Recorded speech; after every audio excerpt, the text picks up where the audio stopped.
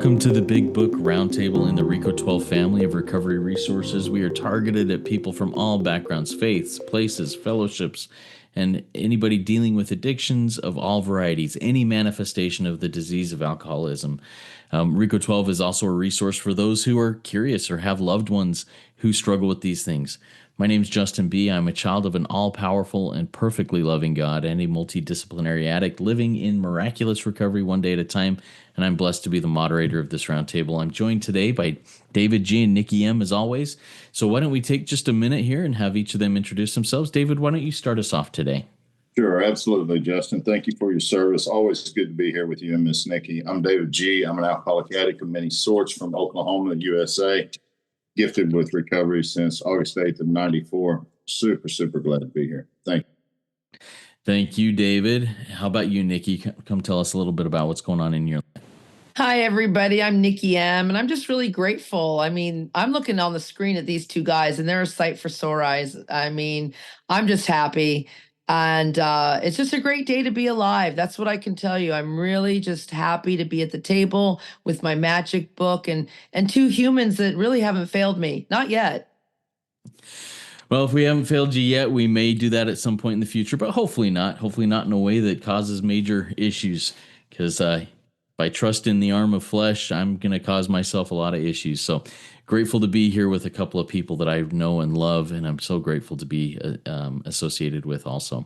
So what we do in this project, the Big Book Roundtable of RICO 12, is we are going line by line through the Big Book of Alcoholics Anonymous. Man, we've already covered 96 pages plus the all of the intro, the Roman numerals and everything. We are into this well over 100 episodes, and we are having a great time as we deep dive through this. So where we are today, we will be reading starting on page 97, starting on the paragraph that starts with lots of starting here. We seldom allow an alcoholic, and we'll read through about the middle of page 98. The only condition is that he trust God and clean house. So grab your big books, your highlighters, pen, paper. Let's take some notes and let's get into action from some of the things we learn here. I'm going to go ahead and read, and then we'll get into some conversation here. We seldom allow an alcoholic to live in our homes for a long time. It is not good for him, and it sometimes creates serious complications in a family. Though an alcoholic does not respond, there is no reason why you should neglect his family. You should continue to be friendly to them. The family should be offered your way of life. Should they accept and practice spiritual principles, there is a much better chance that the head of the family will recover. And even though he continues to drink, the family will find life more bearable. For the type of alcoholic who is able and willing to get well, little charity in the ordinary sense of the word is needed or wanted. The men who cry for money and shelter before conquering alcohol are on the wrong track. Yet we do go to great extremes to provide each other with these very things when such action is warranted. This may seem inconsistent, but we think it is not. It is not the matter of giving that is in question, but when and how to give. That often makes the difference between failure and success. The minute we put our work on a service plane, the alcoholic commences to rely upon our assistance rather than upon God. He clamors for this or that, claiming he cannot master alcohol until his material needs are cared for. Nonsense. Some of us have taken very hard knocks to learn this truth. Job or no job, wife or no wife, we simply do not stop drinking so long as we place dependence upon other people ahead of dependence on God. Burn the idea into the consciousness of every man that he can get well regardless of anyone. The only condition is that he trust God and clean house. All right, that's our reading for the day, and there's a lot in there, and I'm excited to hear where we go with this. David, why don't you take us through there and share a little bit of your understanding and experience with these paragraphs? Sure, and thank you, everybody. So glad to be here today. So remember, we're in our second visit to a man. Now we've agreed to sponsor him. We've agreed to take him through the 12 steps. So it's going to give us some principles to live by. One of them is that we're not going to allow them to live in our homes for very long at a time. Notice it says long at a time. It doesn't say at all. I mean, I think we do that. For me these days, we don't so much. There's other places. I sponsor a lot of people that manage sober living facilities. I have somewhere that I can get a man pretty quick. But there was a day in the 90s whenever I would do this. But, it tells me very plainly it's not good for him. And if it's not good for him, why am I going to do that? Well, basically, I have learned that self will try to manipulate its way into this situation by telling me I'm doing the right thing. It's the right thing for me to do. But my book's saying, no, it's not good for him, not over a long period of time. So, and it does create serious complications within the family because it's just hard to have somebody come and be with you and be with your family. And, my wife is very good about stuff like this, but after a little while, I make it very clear, you're going to have to find a job, you're going to have to go, and I can help you to do that, but you can't stay here forever. This is a temporary thing. So, if he doesn't respond, there's no reason why you shouldn't neglect his family. That's been my story over and over and over. I try to help the family as much as I can, provided it's a family, not just the wife. I've kind of disqualified myself in that area, and I just don't want to be in front of a smoking gun. So, I'm going to continue to be friendly to them, like it says, and they should be offered this way of life, this work that we do through the Big Book of Alcoholics Anonymous. I have a lot of women today that I can call on. One is around this table with us. Others, there's a few others. I don't have a lot because not so many people do I send who's going to tell them to make 90 meetings in 90 days and just hang out in the fellowship. If I send a woman to somebody, I want it to be somebody who can take her through this book and through this work and through these steps to learn a new way of life. So they absolutely should be offered our way of life. And I like it says, should they accept and practice spiritual principles, meaning the 12 steps, there's a much better chance that the head of the family will recover because they're going to get to the point to where they're not going to put up with this crap. I mean, they're going to love him, but they're not going to love him to death. And that's the difference. So even if he continues to drink, they'll find life more bearable. And that's sometimes hard to do. But I think the day that my wife quit putting up with my crap was the day that I began to try to seek for something different. So the alcoholic who is willing and able to get well, there's those two words that we look for so often in this chapter. You'll hear in meetings all the time, we don't get well. I guess you got well here, huh? Oh boy, watch out for him. He got well. Well, my book says, by God, we do get well, and we will get well, provided we do certain things. And so I want to zone in on that. If I can't get well, there's no point in me being here. Now, I'm not talking about absolute pure to where nothing's ever going to touch me again. I think our ideas about getting well, we need to examine those because my mind can tell me that that's something different than what the book's saying. I think if I'm well emotionally, I think if I'm well physically and mentally, it doesn't mean that I'm cured. It just means that I'm not sick anymore. And if I'm not sick, then I'm well. And not well permanently is dependent upon our spiritual condition. So for me, I had to make sure that that's very clear whenever I'm transmitting that to somebody or even looking at that myself. And here's how I know that's happened. Little charity in the ordinary sense of the word is needed or wanted. All of a sudden, I don't need that anymore. I don't even want that. I don't even really care. Just show me what I need to do to get better through these 12 steps so I don't act out no more, so I don't beat people to death anymore, so I don't drink, I don't drug, I don't, take advantage of the people that I once did. Show me what I need to do. I don't care about the rest of it. Just show me what I need to do. And that's what people in these fellowships did for me. They brought me in. In the beginning, I had to be locked away for quite a while. I was put in the mountains of southeast Oklahoma with a bunch of full-blood Indian men who were very, very serious and tough.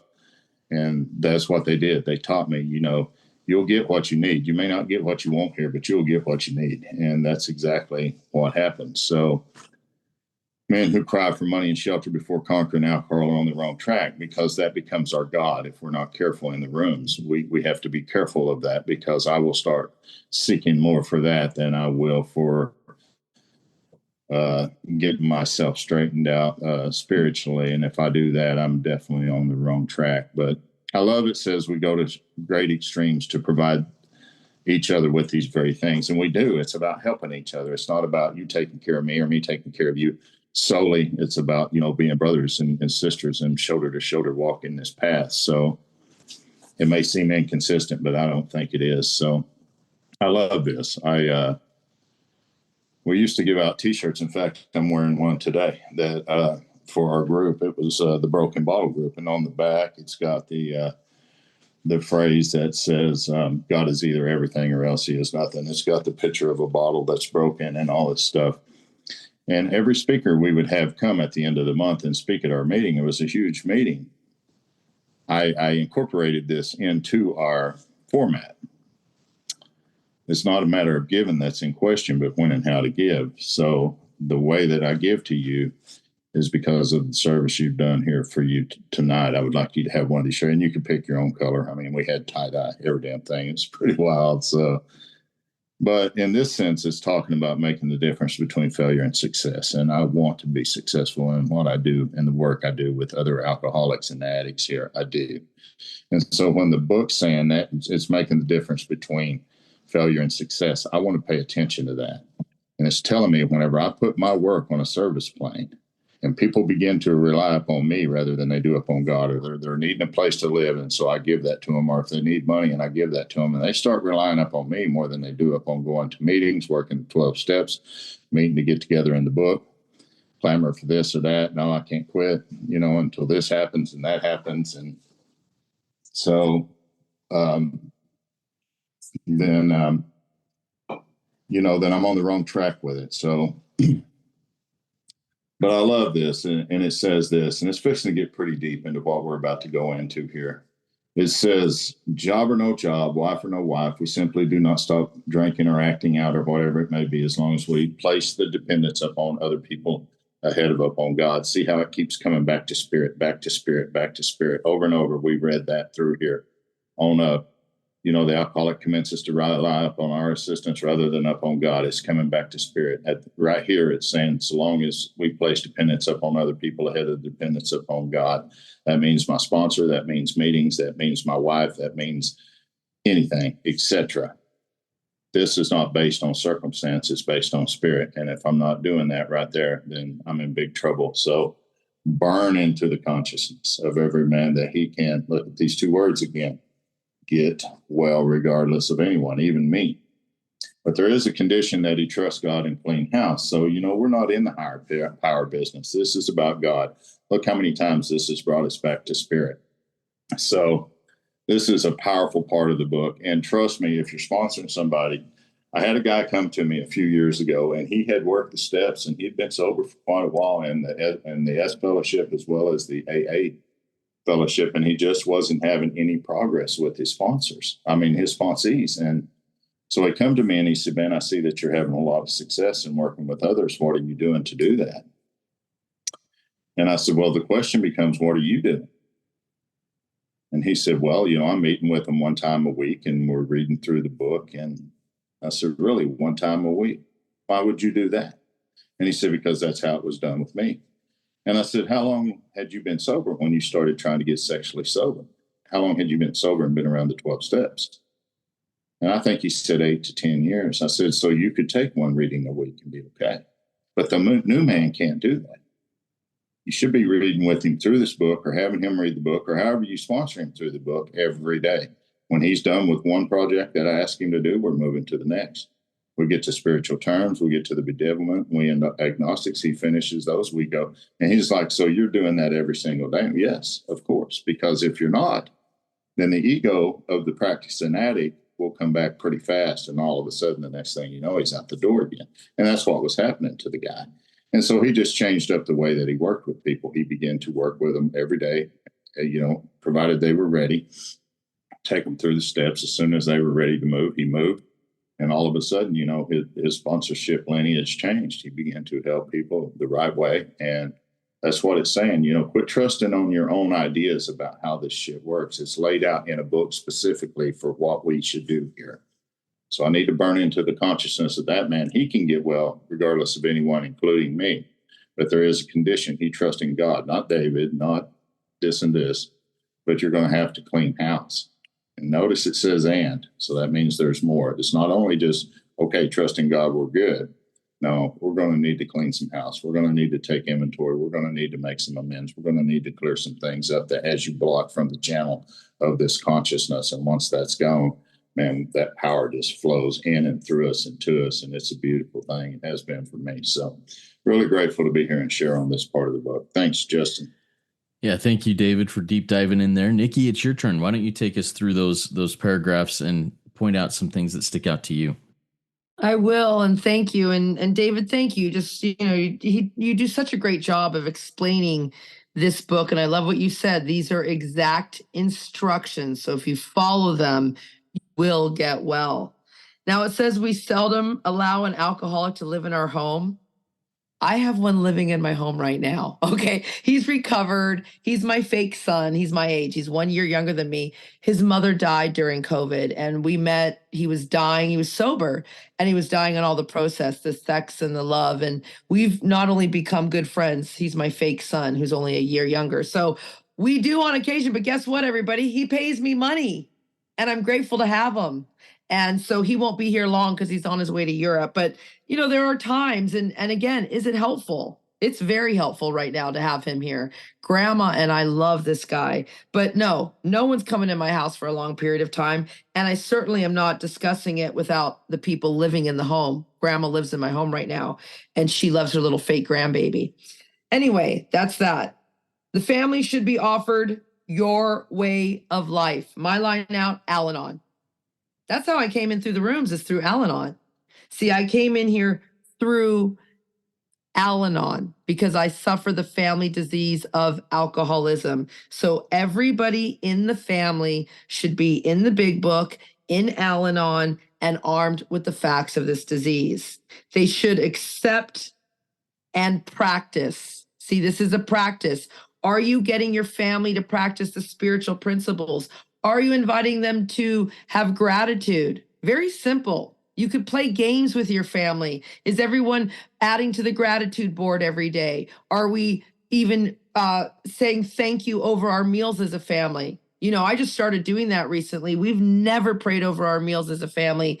And recently we started doing that. Now I could see my cousin, she was over one time and the hair on the back of her neck stood up. And that was okay. I said, just relax, Donna. We're just going to do this real quick. And she was cool with it because this is my new lifestyle. Don't be afraid to stand tall as God's people and demonstrate what it looks like to live in a spiritual family and a spiritual program. So my line out is I recommend Al-Anon. And when I change, everyone changes. See, I should introduce myself. Hi, I'm Nikki. I'm not just a spearhead. I'm an alchemist. See, this program allows me to change everything and everyone around me because we tapped power. And so when I'm love, everything around me becomes more loving, more responsible, more kind, more compassionate. But when I come in like a tornado, well, then you know the results. So on page 98, I love the women who cry, I need a husband. That was me. I need a husband. That was me. I've got women who cry, I need a baby. I need my ducks in a row, and then everything will be okay, Nikki. Lie from the pit of hell. You're on the wrong track. Why? Because you're beyond human aid. You see, nothing's going to help you. We learned that at the beginning of step 1. We learned that no human aid, no new rehab, no new husband, no new, oh, Nikki, you have a daughter, now you need a son. And then when you get your son, you throw him out for your drug of choice or non-choice at that time. Oh, I need a pocket dog and then I'll be better. Is everyone awake here? You don't need anything. It's a lie. Beyond human aid. Page 24, we read, when this sort of thinking is established in an entire family with alcoholic tendencies, there's nothing that can help you except this way of life. And you know what? I do go to great extremes.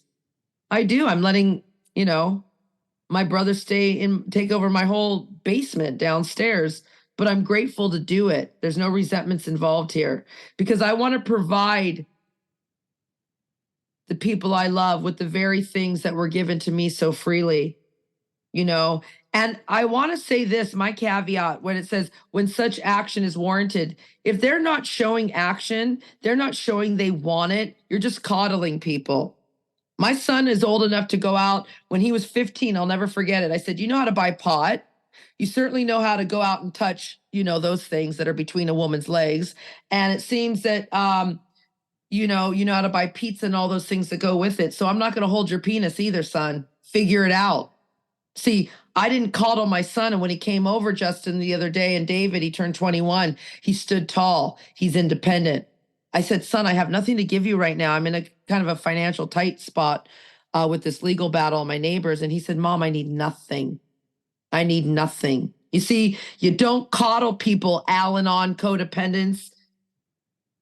And David went through this. The minute I think that I'm the one getting someone better is the minute I'm playing God again, is the minute I forgot to take my sincere position to be less and less interested in my plans and designs, how my sponsee is going to turn out, how my fellowship's going to grow. I'm to follow the instructions and leave the results up to God. And however that turns out, that's God's will for me and my sponsee. See, I do have sponsees and myself that clamor. Justin, you were with me during COVID. I need my rights. I need freedom. They took my job. I can't get on a plane. I need to see the man I love. I didn't need any of that because that was all a lie. That was all my old belief system. I lost my job in COVID. I don't have a job still. I lost all my rights in COVID. A lot of them are still missing. And I'm still getting better, regardless of anything or anyone.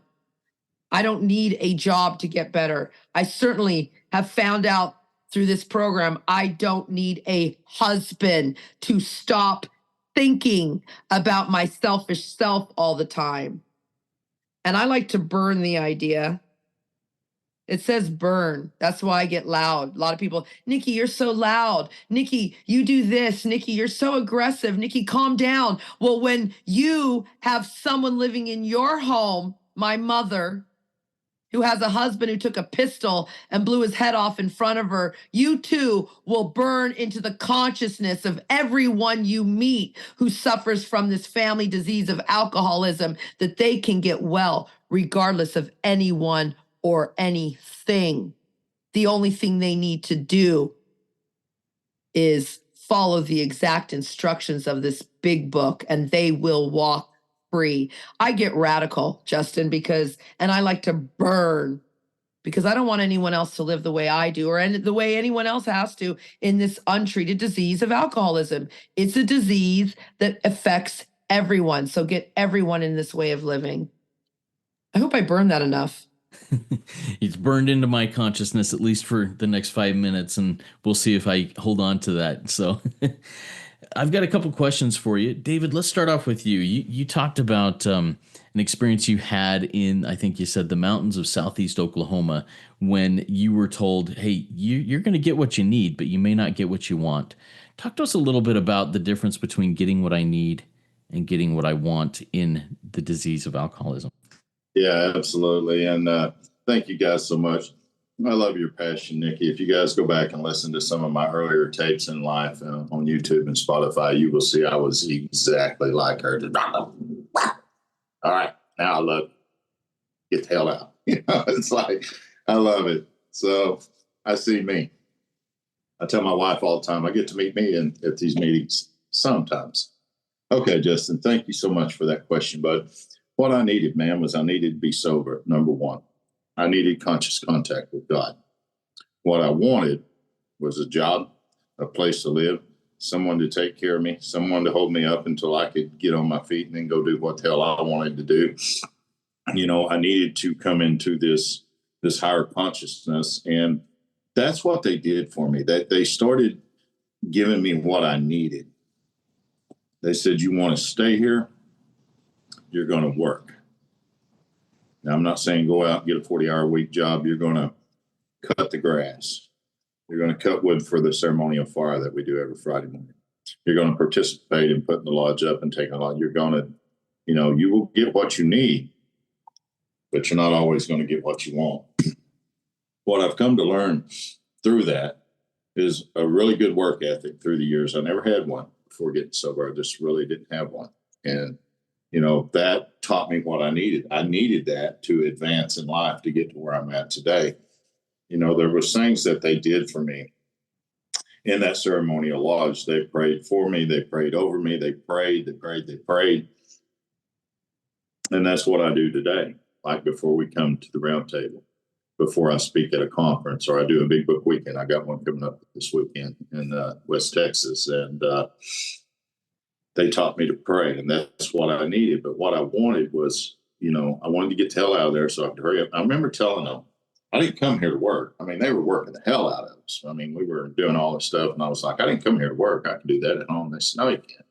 You can't do that at home because you're a drunk and you're an addict and you want to take advantage of people. You don't want to work. So don't give us that shit that you need to be at work. Because if you don't get this, you're not going to have to worry about a job. You're not going to have to worry about a wife. You're not going to worry about a family. You're not going to have to worry about any of that stuff. So they gave me what I need versus what I wanted.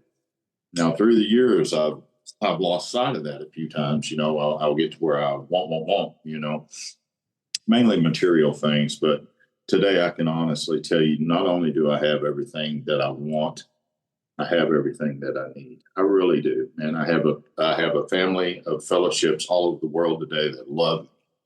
And I can remember the day that not one person asked me to come back, ever. They didn't want me around. No woman wanted to be with me. I was jobless. I was homeless. And I thought that was the greatest thing that ever lived. So, there's a big difference in what we need and what we want. I need God, and I need you people, and I need you guys, you and Nikki. Because page 55 of our book says this. We found a great reality talking about this higher consciousness, the spiritual awakening. Deep down within us, Jesus said it's the kingdom. It's the same thing. It's the same word. It's just a term. But he said that's inside of you. And if it's inside of me, then it's inside of you. And when I hold you at arm's length, I hold this power, this higher consciousness at arm's length. When I let you in, I let the power in. I let the kingdom in. And we get to share that together. That's what I need. May not be what I want, but it's damn sure what I need. But, the good news is today I want it to. I want to be here with you guys. And I want to share experience, strength, and hope that might help somebody else. So I love you guys. Thank you for that question, Justin. You're very welcome, David. Thank you for sharing that answer. I got some good notes in there. Nikki, the question I have for you, and I love how you talked about this. You talked about how you brought some of these spiritual principles and different things, practices into your home and invited your family into it. That may have been a splash of cold water and, a drinking out of the fire hose at first for some of them. But tell me about the process of inviting members of the family into this way of life and what are some nuts and bolts ways that can be applied to anybody out there that's looking at doing something similar? Well, that's a good question. And David, thank you. You have just drilled into me. I'm in the middle of a lawsuit, as you know, with my neighbors in my home. And I need God more than I need this home. And money too. I mean, all of this is like, I needed this talk today. It's so helpful. Everyone, please share these podcasts because everyone needs this. So what do I do with my family? Well, number one, I live on page 19. And I'm just going to remind, it says a few. And it's only a few. A few are fortunate enough to be so situated that they can give nearly all their time to this work. That's me. I'm one of the few. I am a full-time sponsor. I'm full-time Noodle with Nikki. So number one, my family knows what I do.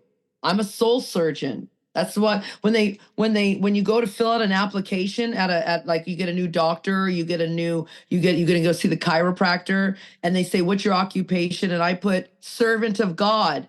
And a lot of the time the secretary will look at me like, wait, is that right? And it's like, no, servant of God. And then sometimes if they don't understand it, then I'll put soul surgeon. And then if they're friends of Bill, because sometimes are you a friend of Bill W? Some people know what that means. And I'll be like, oh, well, I'm a full-time sponsor. So everyone in my family's armed with these facts about who I am. So number two, I also let them know I live in a spirit world. So when we use words like, prime example, do you live in a family, anybody, where the word is, how are you? And everyone goes, I'm fine. I'm fine. And my mom used to do that. And last time she said, I'm fine, we had a dead man on the street. So long story short, we don't use that word in my house. My mom knows it. She know, like Lynn, I'll say Lynn, and that's her name. And I'll be like, Lynn, we don't use the word fine here. So how are you really? And then we'll stop and we'll slow down. And then if she, the other day when the neighbors served me papers, okay, I got served papers. They want to enter my house. Like she was, I can't live. She was all crazy. And I said, we're going to pause. Let's pause. And what's missing now? You see what I mean? And then I got her into gratitude, because then a few days later when I said, remember, Mom, when you said you couldn't live here? And that was the day my grandspotsy brought over a baby, her baby that's a miracle baby. And I'm a fake grandma. And I said, oh, you can't live here, Lynn, with these babies. And then my other sponsee came over with her new puppy. Okay. And I said, oh, Mom, you can't live with these puppies and babies. And so because it says we are not a glum lot.